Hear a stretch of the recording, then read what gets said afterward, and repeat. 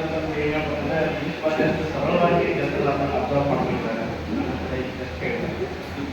So ಇದು ನಮ್ಮ ಕನ್ನಡ ಭಾಷೆ ಬಹಳ ಸಿರಿವಂತ ಭಾಷೆ.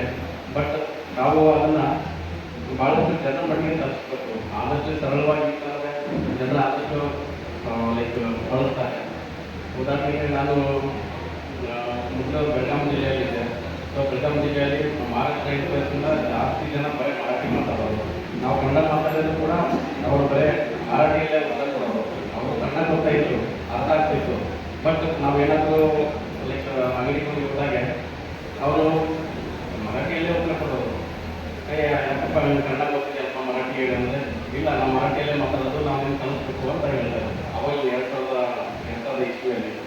ಅದಾದಮೇಲೆ ನನಗೆ ಬೇರೆ ಕೆಲಸದ ಬೆಳೆದ ನಾನು ತಮಿಳ್ನಾಡಿಗೆ ಹೋದೆ, ಲೈಕ್ ಮಹಾರಾಷ್ಟ್ರಕ್ಕೆ ಹೋದೆ, ಡೆಲ್ಲಿಗೆ ಹೋಗಿದ್ದೆ, ಎಲ್ಲ ಸುಮಾರು ಜನ ಆಟಾಡ್ತಾ ಇದ್ದೆ. ಅಲ್ಲಿ ಅವಾಗೆಲ್ಲ ಭಾಷೆದ ಮೇಲೆ ಇದು ಅಭಿಮಾನ ಅಪಾರವಾದದ್ದು. ಸೊ ಇನ್ನೊಂದು ಉದಾಹರಣೆ ತಮಿಳ್ನಾಡಿಗೆ ಹೋದರೆ ಅಲ್ಲಿ ಪ್ರತಿಯೊಬ್ಬರು ಕೂಡ ಪ್ರತಿಯೊಂದು ಲೈಕ್ ಎಲ್ಲ ಕಡೆಯೂ ಒಲಿ ತಮಿಳು, ಯಾರೊಂದು ಕಡೆಯೂ ಜಸ್ಟ್ ತಮಿಳು ಮಾತಾಡ್ತಾರೆ. ಬಟ್ ತಮಿಳಲ್ಲಿ ವಾಂಗ ಅಂತಾರೆ, ವಾಂಗ ಅಂದರೆ ಕಮ್ಮಿ ಅಂತಾರೆ.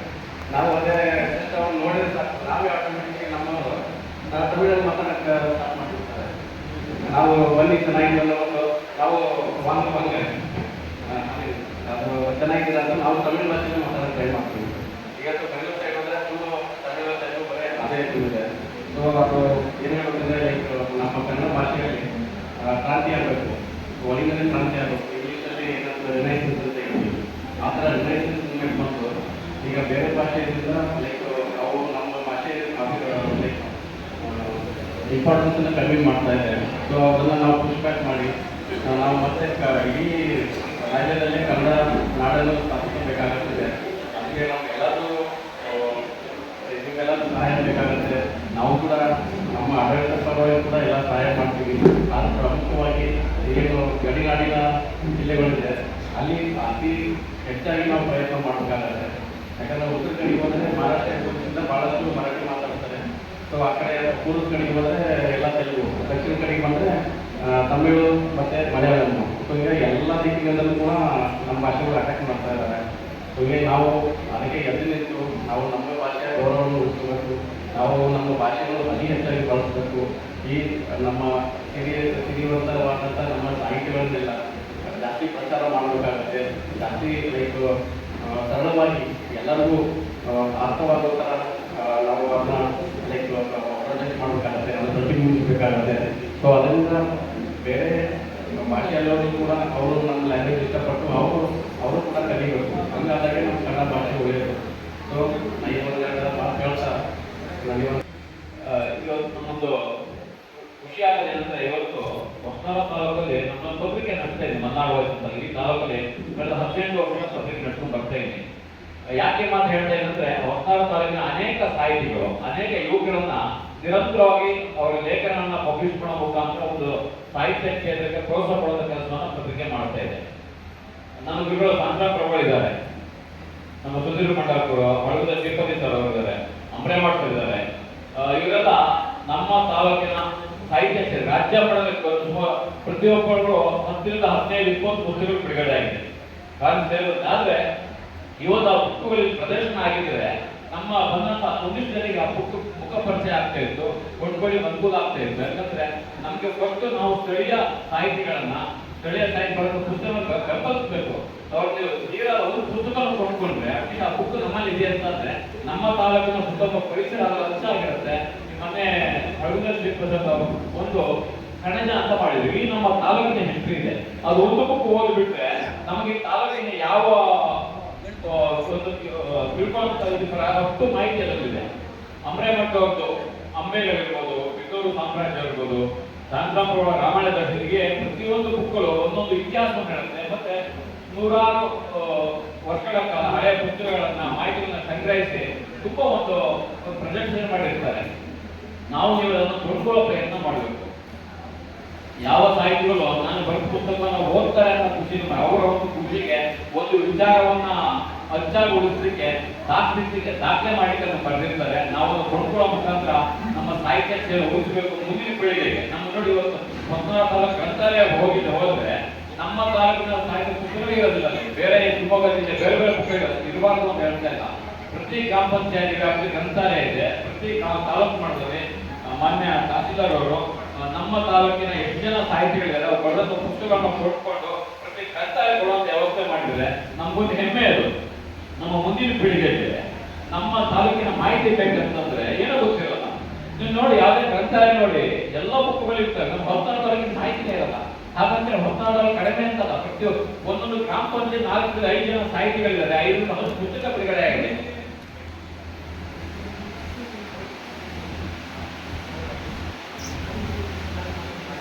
ಹಾಗಾಗಿ ನನ್ನೊಂದು ಮನವಿದು. ಮತ್ತೆ ನೀವು ಮತ್ತೆ ಬೇರೆ ಬೇರೆ ಕಾರ್ಯಕ್ರಮಗಳಿದೆ, ನೀವು ಆಹಾರ ತುರಾಯಿ ಶಾಲಾ ಅದಕ್ಕಿಂತ ನಮ್ಮ ಸ್ಥಳೀಯ ಸಾಹಿತಿಗಳ ಒಂದೊಂದು ಪುಸ್ತಕ ಡೊನೇಷನ್ ಮಾಡಿ, ಅದೊಂದು ದಾಖಲೆ ಆಗುತ್ತೆ. ನಮಗಿಲ್ಲಿ ಹಳಗುದ ಸಿಬ್ಬಂದಿ 20-30 ಬುಕ್ಗಳಿದ್ದಾವೆ. ಪ್ರತಿ ಸ್ಕೂಲಿಗೆ ಕೊಟ್ಟು ನಾವು 7-8 ಚಿಕ್ಕ ಶಿಬಿರಗಳಿಗೆ ಅವರನ್ನ ಸಂಕ್ರಾಂತಿ ಕರ್ಕೊಂಡು ಹೋಗಿದ್ವಿ. ಅವ್ರು ಎಷ್ಟು ಮಾಹಿತಿ ಕೊಡ್ತಾರೆ. ಒಟ್ಟಿಗೆ ಮಾಡುವ ತೆರದಲ್ಲಿ ನಡೆಸು ಅಂತೇಳಿ ಅವರೆಲ್ಲ ಬರಬಹುದು. ನಮಗೆ ಒಬ್ಬರು ನಾವೇ ಸಹಿಸಿಕೊಳ್ಳಬೇಕು. ನಮ್ಗೆ ಹೇಗಾಗ್ತಿದೆ ಅಂತಂದ್ರೆ ಅರ್ಥವಾಗದೇ ಇರುವ ಜನ, ಅರ್ಥವಾಗದೇ ಇರತಕ್ಕಂಥ ಭಾಷೆ, ಇವೆರಡು ನಮಗೆ ಅದ್ಯಾಕೋ ನಾವು ನೂರಾರು ವರ್ಷಗಳ ಕಾಲ ಬ್ರಿಟಿಷರು, ಫ್ರೆಂಚರು, ಡಚ್ಚರು, ಪೋರ್ಚುಗೀಸರು, ಮುಸಲ್ಮಾನರು ಇವರೆಲ್ಲ ಆಳಿದ್ರ ಪರಿಣಾಮವಾಗಿ ನಮಗೆ ಆ ನಮ್ಮ ದನ ಅನ್ನೋದನ್ನು ಕಂಡುಕೊಳ್ಳೋದೇ ಒಂದು ದೊಡ್ಡ ಕೆಲಸ ಆಗಿದೆ. ಇವತ್ತು ಒಳ್ಳೆಯ ಅವ್ರಿಗೆ ಜವಾಬ್ದಾರಿ ಕೊಟ್ಟಿರ್ತೀವಿ, ಅವರು ಆ ಜವಾಬ್ದಾರಿಯನ್ನು ನಿರ್ವಹಿಸುವ ವಿಫಲರಾಗ್ತಾರೆ. ನಾವು ರಾಜಕಾರಣದ ಬಗ್ಗೆ ಮಾತನಾಡ್ತೇವೆ. ಅವರ ಏನು ಪ್ರಮಾಣ ವಚನ ಸ್ವೀಕಾರ ಮಾಡಿದ್ದನ್ನ ನಾನಿನ್ನೇ ಭದ್ರಾವತಿಯಲ್ಲಿ ಅಂತ ಹೇಳಿದೆ. ಇವತ್ತು BEd ಕಾಲೇಜಿನ ವಿದ್ಯಾರ್ಥಿಗಳು ಮೊದಲ ವರ್ಷದ ವಿದ್ಯಾರ್ಥಿಗಳ ಪ್ರವೇಶ ಮತ್ತು 2ನೇ ವರ್ಷದ ವಿದ್ಯಾರ್ಥಿಗಳು ಒಟ್ಟುಗೂಡಿ ಅವರ ವಿದ್ಯಾರ್ಥಿ ಸಂಘ ಅಲ್ಲಿ ಅವರಿಗೆ ಏನು ನಮ್ಮ ನೀತಿ ಸಂಹಿತೆಯನ್ನು ಹೇಳುವಂಥದ್ದು ಸಂದರ್ಭದಲ್ಲಿ ನಾನು ಅದನ್ನೇ ಮಾತನಾಡಿದೆ. ನಮಗೆ ನಮ್ಮೊಳಗಡೆ ಒಂದು ಸಂಕಲ್ಪ ಇರಬೇಕು, ನಮ್ಮೊಳಗೆ ನಮಗೊಂದು ಬದ್ಧತೆ ಅನ್ನೋದು ಇರಬೇಕು. ಈ ಬದ್ಧತೆ ಇಲ್ಲದೆ ಇದ್ದಾಗ ಕೂಡಿ ಹೇಗೆ ನಾವು ಕಟ್ಟೋದು? ಕುವೆಂಪು ಅವರು 21ನೇ ವಯಸ್ಸಿನಲ್ಲಿ ಇದ್ದ ಯುವಕ. ಭಾರತ ಸ್ವತಂತ್ರ ಆಗಿರಲಿಲ್ಲ, ಸ್ವತಂತ್ರ ಚಳುವಳಿಯಿಂದ ಬಹಳ ಅಬ್ಬರದಿಂದ ನಡೀತಾ. ಈಗಿರುವ ಪರಿಸ್ಥಿತಿಗಿಂತ ಇನ್ನೂ ಕೆಟ್ಟ ಪರಿಸ್ಥಿತಿಗೆ ನಾವು ಹೋಗ್ತಾ ಇದ್ದೀವಿ. ಮಕ್ಕಳ ಕಿವಿಯ ಮೇಲೆ ಕನ್ನಡದ ಶಬ್ದಗಳು ಬೀಳದಷ್ಟು ನಾವು ತುಂಬ ಕಟ್ಟೆಚ್ಚರಿಕೆಯಿಂದ ಅವರನ್ನು ಕನ್ನಡದಿಂದ ದೂರ ಮಾಡ್ತಿದ್ದೇವೆ. ಇಂಥ ಸ್ಥಿತಿಯಲ್ಲಿ ಈ ಭಾಷೆಯ ಸಾಹಿತ್ಯ ಎಷ್ಟು ಮಟ್ಟಿಗೆ ಉಳಿದಿದ್ದು ಅನ್ನೋ ಪ್ರಶ್ನೆ ನಮಗಿದ್ದೇ ಇದೆ.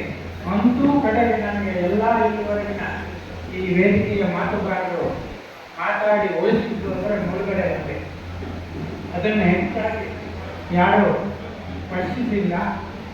ನಾವು 4 ದಶಕಗಳ ಹಿಂದೆ ಈ ನಮ್ಮ ಊರಿನಿಂದ, ತಾಲೂಕಿನಿಂದ, ಜಿಲ್ಲೆಯಿಂದ ಎತ್ತಿ ಹೊರಗೆ ಒಗಾಯಿಸಿದಂಥ, ಸರ್ಕಾರ ಒಗಾಯಿಸಿದಂಥ ಒಂದು ಯೋಜನೆ ವರಾಗಿ ಯೋಜನೆಯಲ್ಲಿ ಮುಳುಗಡೆ ಆಗೋದು.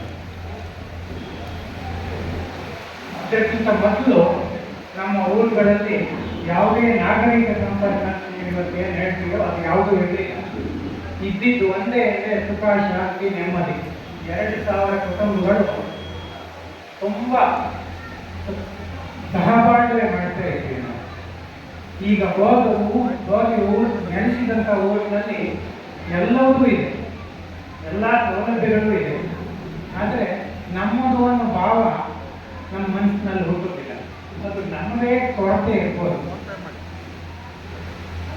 ಅಂಥ ಸಂದರ್ಭದಲ್ಲಿ ಈ ತಾಲೂಕಿನ ಜನ, ಈ ತಾಲೂಕಿನ ಕನ್ನಡ ಸಾಹಿತ್ಯ ಪರಿಷತ್ತು, ಈ ತಾಲೂಕಿನ ಸಹೃದಯರು 4 ವರ್ಷಗಳ ಹಿಂದೆ ಬಿಟ್ಟು ಹೋದಂಥ ನಮ್ಮನ್ನು ಸಹ ಇವತ್ತು ನೆನಪಿಟ್ಕೊಂಡಿದ್ರಿ ಅನ್ನೋ ಭಾವನೆ ಇದೆಯಲ್ಲ, ಅದು ತುಂಬ.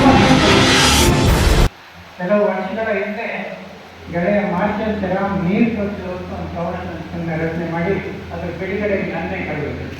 ನನಗವತ್ತು ತುಂಬ ಸಂತೋಷ.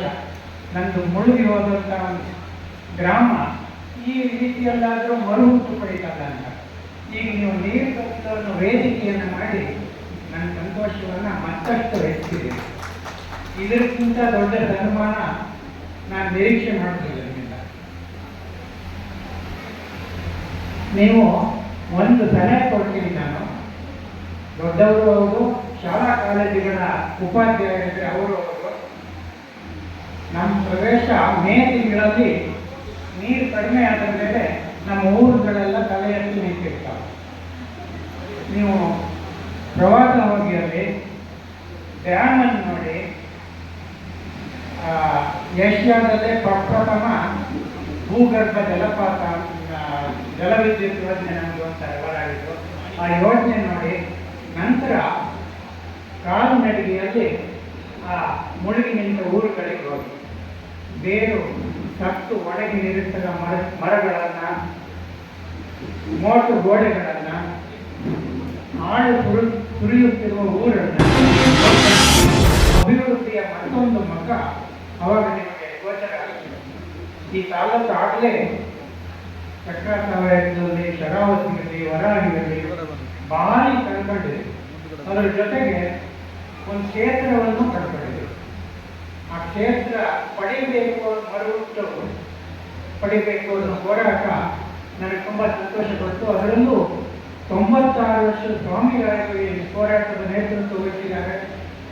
ಬೀದಿಯಲ್ಲಿ ಯುವಕರನ್ನ ನಾಟ್ಯ ಕೊಡುವ ಹಾಗೆ ಕುಣಿತಾರೆ ಅಂದರೆ ಬಹುಶಃ ನಮ್ಮ ಹೋರಾಟದ ಇತಿಹಾಸದಲ್ಲೇ ಮುಂದೆ ಈ ನಿಸ್ವಾರ್ಥ ಹೋರಾಟ ಒಂದು ದಾಖಲಾಗುತ್ತೆ. ಆ ಹೋರಾಟ ಯಶಸ್ವಿಯಾಗಲಿ, ಈ ತಾಲೂಕು ಮತ್ತೆ ಕ್ಷೇತ್ರವಾಗಲಿ ಈ ಸಂದರ್ಭದಲ್ಲಿ ಹಾರೈಸುತ್ತೇನೆ. ಈ ತಾಲೂಕಿನ ಕೀರ್ತಿಯನ್ನು ಬೆಳಗಿದ ಅನೇಕರಿದ್ದಾರೆ.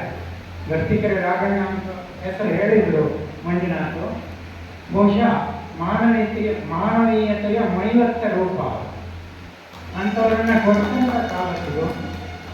ಈ ಸಮ್ಮೇಳನದ ಅಧ್ಯಕ್ಷರುಗಳು ಸಹ ಹಿಂದೆ ದೊಡ್ಡ ದೊಡ್ಡ ಸ್ಥಾನದಲ್ಲಿ ಒಳ್ಳೆ ಯೋಗ್ಯರಿದ್ದರು. ಶಾಂತಾರಾಮ ಪ್ರಭು ಅವರ ಅಧ್ಯಕ್ಷರಾದಾಗ ನಾನು ಬಂದಿದ್ದೆ. ಅಂಬರಯ್ಯ ಮಠ ಜೊತೆಗೆ ನಾನು ಮಾತಾಡಿದ್ದೀನಿ. ನಾನು ವಯಸ್ಸಿಗೆ ಇದಕ್ಕೆ ಒಪ್ಪದೇ ಇರುವ ಒಂದು ಸಂಕೋಚಕ್ಕೆ ತಾವೆಲ್ಲರ ಕೂತಂಥ ಕುರ್ಚಿಯಲ್ಲಿ ನಾನು ಕೂತ್ಕೊಳ್ಳೋದು ಎಷ್ಟು ಮಟ್ಟಿಗೆ ಸರಿ ಎನ್ನುವ ಒಂದು ಕಾರಣವೂ ಸೇರಿದೆ.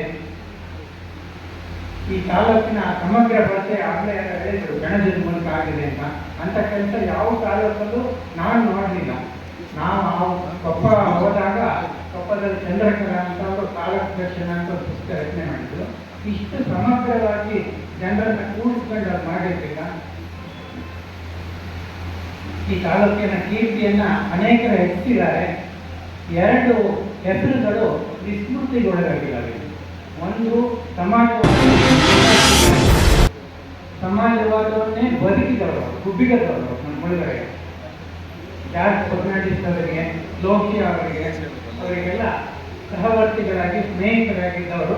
ಇಡೀ ಬದುಕನ್ನು ನೀವು ಸಮಾಜವಾದ ಅಂದ್ರೆ ಏನು ಅಂತ ಅವ್ರ ಬದುಕಲ್ಲಿ ನೋಡ್ಬೋದು. ಅವರನ್ನ ಈ ತಾಲೂಕು ಮಾಡ್ತಿದೆ ಅಂತ ನನಗೆ ಅನಿಸುತ್ತೆ. ಮತ್ತೊಬ್ಬರು ಹುಲಿಕಲ್ ನಾಗಭೂಷಣ್ ಇದ್ದಾರೆ. ಅವರು ಸಹ ಈ ಕಣಜ ರಚನೆ ಮಾಡುವಾಗ ನಾನು ಡೀಟೈಲನ್ನು ಆ ಕಣಜದಲ್ಲಿ ಯಾಕೋ ಬರಲಿಲ್ಲ, ಅದು ತಪ್ಪು ಇಲ್ಲ ಅಂತೂ ಆ ನಾಗಭೂಷಣಗಳಿಗೆ 2 ಸತಿ ಅವ್ರ ಮನೆಗೆ ಹೋಗಿ 102 ವರ್ಷ 103 ವರ್ಷ ಆದಾಗ ಸ್ವತಂತ್ರೋತ್ಸವದಂದು ರಾಜ್ಯಪಾಲರು ಬಂದು ಸನ್ಮಾನ ಮಾಡೋದು ಮನೆಯಲ್ಲಿ. ಅಂತ ಹೋರಾಟಗಾರರನ್ನ ನೆನೆಸಬೇಕು. ಮುಳುಗಡೆಯನ್ನ ಯಾವತ್ತೂ ಮರಿಬೇಡಿ. ಮುಳುಗಡೆ ಈ ಜಿಲ್ಲೆಯಲ್ಲಿ ಅನೇಕರು ಮುಳುಗಡೆಯ ಪುಸ್ತಕಗಳನ್ನು ಬರೆದಿದ್ದಾರೆ. ನಾಡಿಸೋಜ ಅವರಿಗೆ ಮುಳುಗಡೆ ಸಾಹಿತಿ ಅಂತಲೇ ಹೇಳ್ತಾರೆ.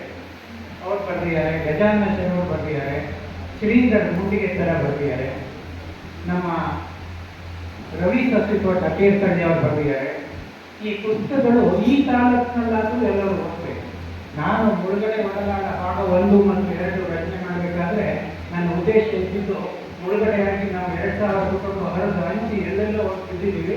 ಅವರೊಳಗೆ ಒಂದು ಕೊಂಡಿ ಉಂಟಾಗಲಿ, ನಮ್ಮಲ್ಲಿ ಒಂದು ಸಂಪರ್ಕ ಏರ್ಪಡಲಿ, ನಾವೆಲ್ಲ ಒಂದೇ ದಾರದ ಮಣಿಗಳು ಅನ್ನೋ ಭಾವನೆ ನೋಡಲಿಲ್ಲ. ಈಗ ಅನಿಸ್ತಾ ಇದೆ ಈ ಮುಳುಗಡೆ ಆಗದೇ ಇರೋ ಜನರು ಮತ್ತು ನಮ್ಮ ನಡುವೆಯೂ ಸಹ ಆ ಪುಸ್ತಕಗಳು ಕೊಂಡಿಯಾಗಬೇಕು.